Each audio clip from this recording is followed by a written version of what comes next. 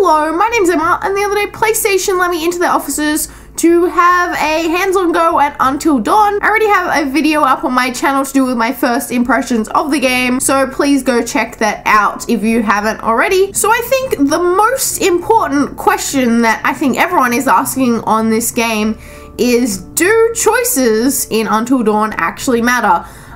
Sort of the main point of this game and the main thing that they've marketed it as is the fact that this is sort of a choose your own adventure horror game, right? So in this sort of thing, you want your choices and actions to be meaningful in the whole entire story to go forward.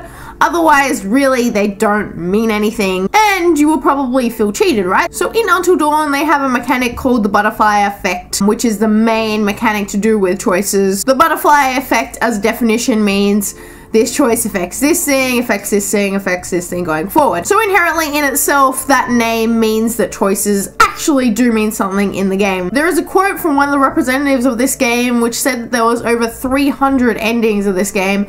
Now I don't know if there's actually 300 different endings. I think it's more likely that it is 300 different types of variables that you can end up with at the end of the game. So in my opinion, do choices actually matter? From what I've played in the game, yes.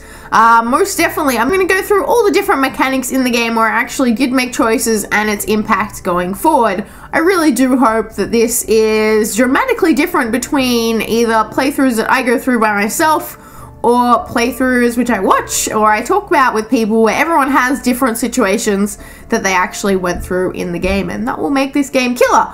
So let's go. So the first type of choice situation is the very simple this or that situation that you have when you play as the different characters. So there is 8 characters in the game and all of them can die, all of them can live, which is very exciting. So this or that is sort of deciding if you want to go this way or approach different situations different ways. I played a gameplay demo of this game actually about a year ago now, and there was a situation where I actually had to choose out of 2 characters who died. That situation must have been led on from numerous bad decisions going forward where they put you. But yeah, that is a pretty intense choice, and that's something pretty crazy when you're sort of comparing your gameplay to someone else who may have chosen a completely different character to live. The second big choice that I had was you get to make choices when you're in social situations, again with the mixture of characters, and what you can do and you say and don't say affect your relationship with the different characters. And you actually have a menu in your start menu which shows you your relationship factor with other people. There was a part in the gameplay where I played where Sam could high-five a guy, or you could actually miss the QTE to high-five him. If you do actually miss it, your relationship with the guy goes down a bit. I'm hoping that these types of gameplay situations affect, for example, if a character chooses to protect someone, or maybe if they choose to betray someone or leave someone behind. These all, again, in that butterfly effect, come into effect later on in the game. The third big mechanic where I had choice in Until Dawn was when you actually go into these analyst sessions. Now, these are parts where you're outside of the game, where they ask you as a player personal questions about certain things. So, for example, they're asking me what I was scared of, planes or crowds and things like that. These come into effect in 2 ways. Number one, I played through a couple of different analyst sections, and the decisions I made in the second one, which I said I was afraid of snakes, in the third analyst section, I actually had a snake on the table near me. The better part of how these comes into effect is the way that they actually show horror and scares to you into the game are sort of determined what you are actually scared of.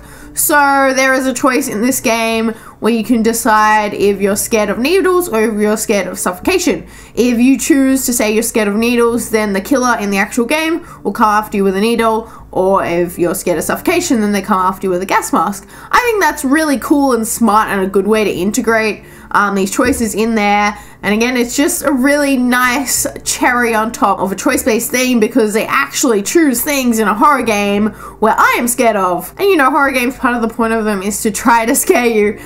So anything that makes it more scary is a tick off in my book. And the fourth way that you're going to bring upon variety via choices in the game is these things in collectibles called totems. They actually tell the future in the game. I can't tell you any of the totems I actually saw, and none of them actually came into effect in the gameplay I actually played, but they tell the future of things you're going to see, so they're going to help you if you decide to sort of go off the path to collect your totems or not, you knowing what is going to happen in situations. I'm really excited to see how this works more in the gameplay, because again, because they're predicting things in the future, which I wasn't up to yet, I couldn't see how everything played out with them together. But that is also just a cool feature that they've added in again, so that people get variety in their games.